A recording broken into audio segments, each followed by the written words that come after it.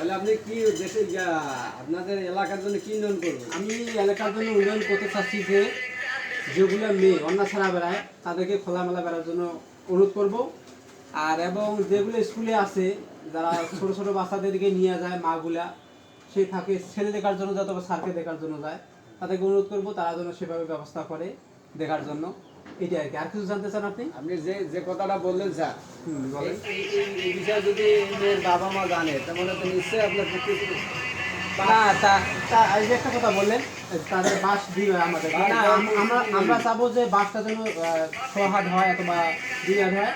আর আমরা এগুলো করতে চাচ্ছি যে কারণ পুরুষরা বাসায় থাকে, মহিলাগুলো বাইরে থাকে, সেই নিরাপত্তা দেওয়ার জন্য আমরা স্যারদেরকে বলবো। আর কি জানতে চান আপনি? আরো যদি নিজে বাস দেয় সেক্ষেত্রে কি হবে?